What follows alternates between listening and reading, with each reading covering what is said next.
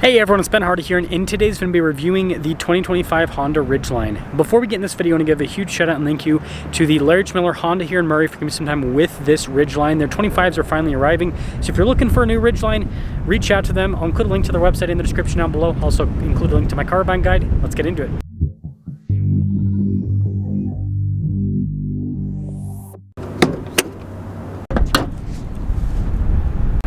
Under the hood, we have a 3.5 liter V6 that goes through a 9-speed automatic transmission.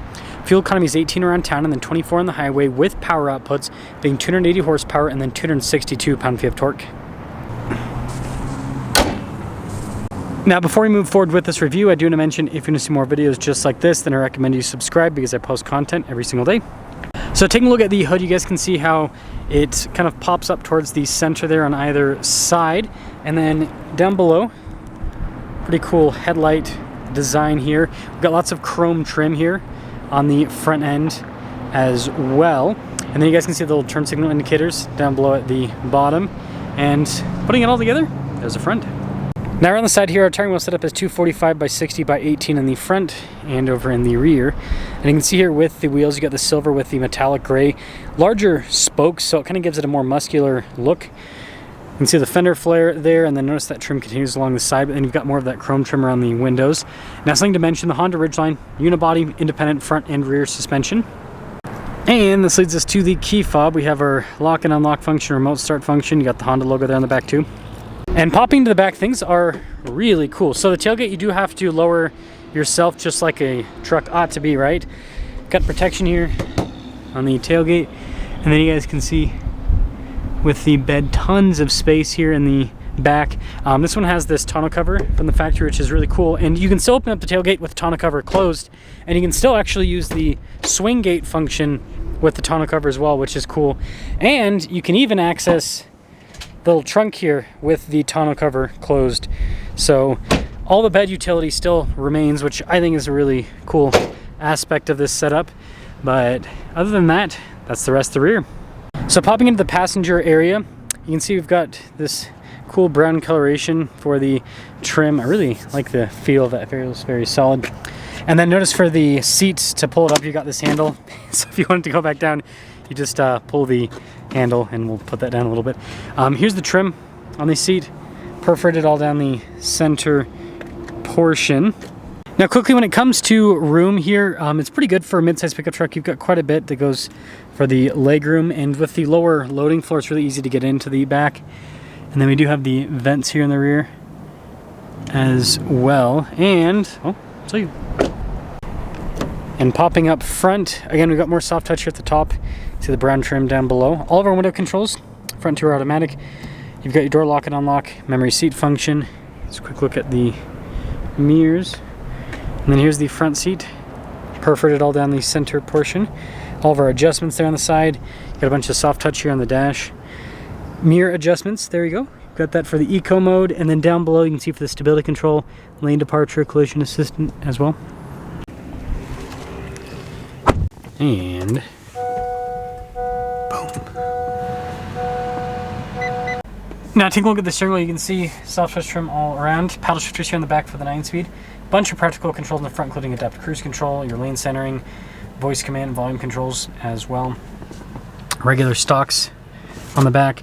And then here's a quick look at the gauge cluster itself. So you can see you've got a digital element right there on the side. Pretty cool looking. Also shows you the drive mode there in the center, which quite a few different drive modes to change the all-wheel drive system. Backup camera in reverse. Trajectory lines, by the way, do turn with the steering wheel. And then as for the rest of the infotainment system, the Ridgeline got a little bit of an update with this. So this is Honda's newest system, has Android Auto and Apple CarPlay, responds very quickly, still has some physical controls as well. And then just below that, we've got our Tri-Zone Climate system. Because this previously shared a platform with the Pilot, but still shares one with the Passport, you've got the Tri-Zone Climate that it borrows from its sibling vehicles. Heated seats below that, and then you've got your charging area right here. Transmission selector with all the buttons. That's for the drive mode select, your auto stop start. Some cup holders. Quite a bit of storage here. Nice trim on the top, and then a glove box. Yeah, pretty good. That too. Again, Again, soft touch on the dash. Quick look at the mirror. We do have a sunroof up top.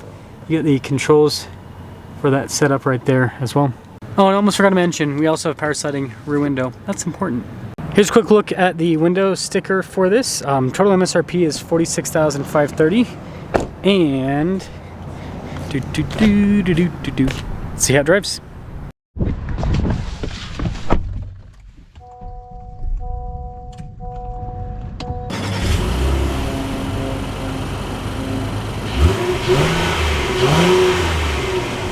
Oh, let us set off in the Ridgeline while waiting for traffic. Visibility, pretty darn good.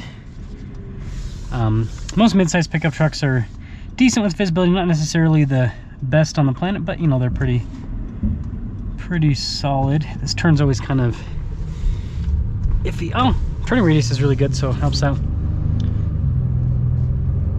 Smooth powertrain. I wonder when they're gonna put the updated 10-speed in these. And then obviously the update with the engine as well, that extra 5 horsepower, really wanting that in the Ridgeline market, right? But this is super unique in the truck segment. I've been excited to see like how opinions on the Ridgeline have changed over time, because I remember for a long time it was, this is not a real truck. And then Ford released the Maverick, and then people came back to Ridgeline and they go, you know what? It actually has a lot of truck practicality, and it's bigger than the Maverick. And then all of a sudden it's like, well, it's not a traditional truck, but it is a truck. It's just funny how people kind of came around with the Ridgeline. But yeah, it drives really well. It's got comfortable suspension. And here's some benefits of this over a pickup truck. Easier to get in and out of. Suspension's more comfortable. Turning radius is better. And it's just easier to drive in general. You don't feel like you have this big giant thing that's hard to go around corners and all that kind of stuff. And you don't really notice the truck bed when you're driving. And let's get our acceleration here at the Ridgeline. Naturally aspirated V6 is good. It's decent with the power. I would say the 10-speed would definitely take the Ridgeline up a notch, because that 10-speed in the Pilot is much quicker with the shifts. Still smooth. But this is still a good transmission. This is still a good setup. 10-speed though, like I said, would be good. Anybody, I wonder how if the Pilot styling would still work on the Ridgeline. I think it'd actually look pretty cool, because the Pilot's like boxier now. So hopefully we get that update in the near future. But this update still is good to have the modern infotainment system, gauge cluster and all that. So to sum things up with the Ridgeline, you know, in the mid-size pickup truck market, this is a really good value. Most people that drive pickup, even full-size pickup trucks, rarely use them for pickup truck stuff, right? It's like 90% daily driving, 10% truck stuff. And the benefit of the Ridgeline is that 90% daily driving is a lot better than a traditional pickup truck, because of all the things I mentioned. Easier to get in and out of. Fuel economies, that's another thing. Fuel economy is good with this. So good fuel economy, easy to get in and out of, great turning radius, comfortable suspension. It's just it's such a good daily driver. It's a much better daily driver than all the pickup trucks. And it's also more affordable than other mid-size pickup trucks. You know, Honda didn't go down the price gouge route like other mid-size pickup truck makers. I mean, look at Toyota. You know, at this price point, you're getting an SR5. So the value is also there. But let me know what you guys think about the Ridgeline. But I think this is a pickup truck for the people, right?